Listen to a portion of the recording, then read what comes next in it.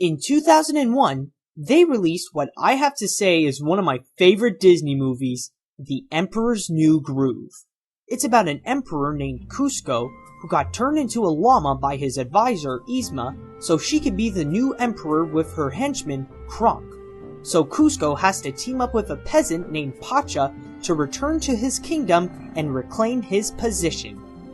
When production began, it was something completely different than what it is today.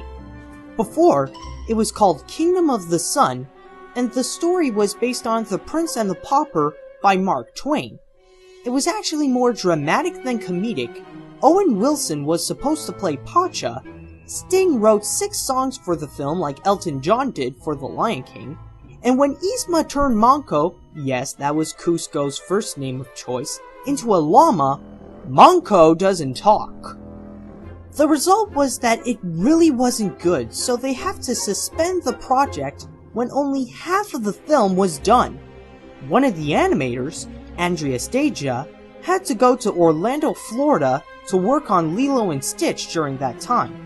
One day, director Mark Dindal, producer Randy Fulmer, storyman Chris Williams, and screenwriter David Reynolds completely changed the project by removing Wilson, the Prince and the Pauper story, the drama, and all the Sting songs, except one which got an Academy Award nomination. The animation and the humor is said to be more reminiscent to the Looney Tunes cartoons and the MGM cartoons of Tex Avery.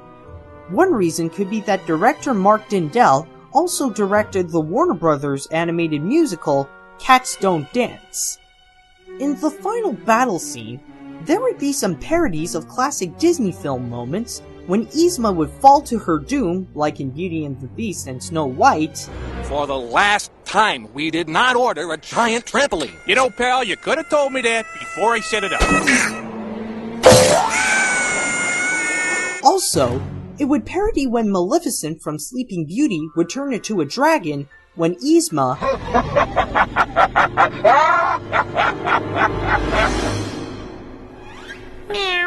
Some people say that it's a reference to the time when Eartha Kitt, who is Yzma in the film, was Catwoman in the 1960s Batman series.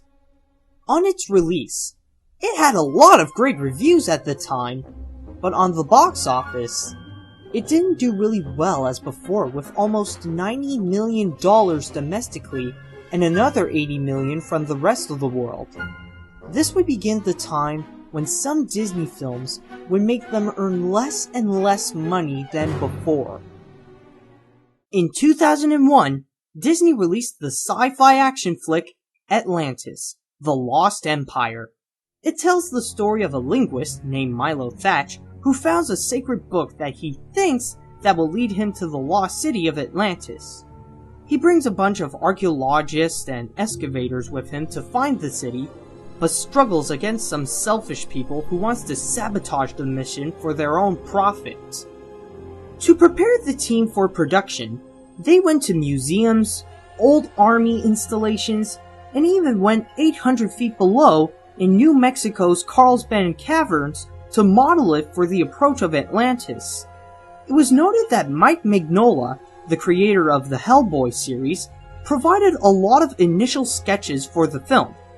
The Atlantean language that they would speak was created by Mark Okrand, who also created other languages in the Star Trek series like Vulcan and Klingon.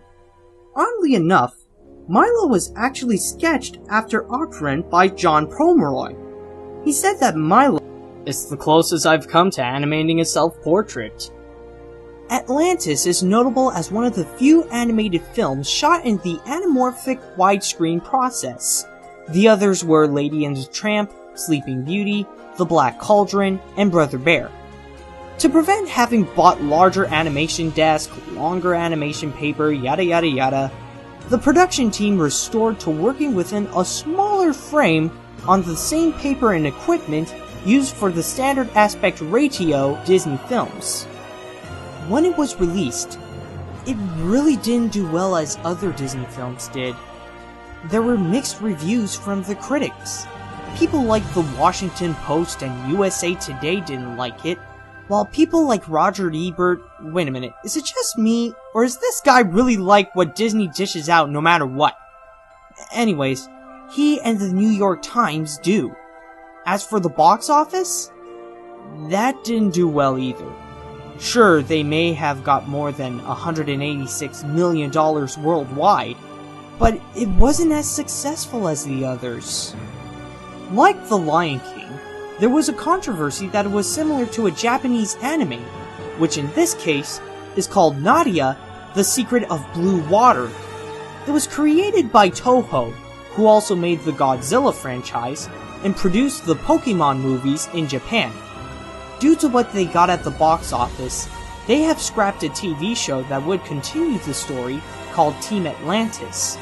Also, while the Disneyland attraction Submarine Voyage was closed, they thought of reopening the ride with an Atlantis theme, but that got scrapped too. Now the ride's back on with a Finding Nemo theme.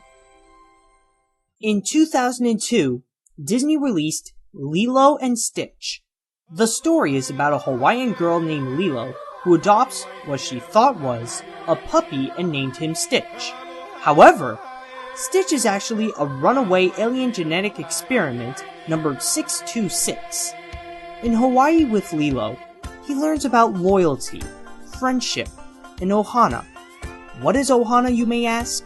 Ohana means family. Family means nobody gets left behind. Making a film set in Hawaii was a new challenge to Disney. You know, since they mostly placed their other films during the past in Europe. Before, they thought of setting it in Kansas, but the Hawaiian islands of Kauai was better to define the plot more clearly. During the team's trip to Kauai, their tour guide explained them about ohana. Director Dean DeBlois said, "No matter where we went, our tour guide seemed to know somebody. He was really the one who explained to us the Hawaiian concept of ohana, a sense of family that extends far beyond your immediate relatives." The idea so influenced the story that it became the foundation theme, the thing that causes Stitch to evolve despite what he was created to do, which is destroy. The other director, Chris Sanders, who is also the voice of Stitch, created the character as far back as 1985. Now there's no way that you can mistake that for a puppy!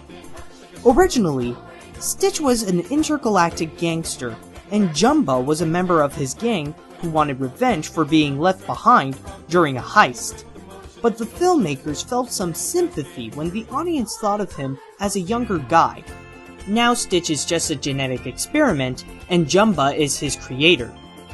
What Disney did for the movie's teaser trailers is unbelievable, but hilarious at the same time.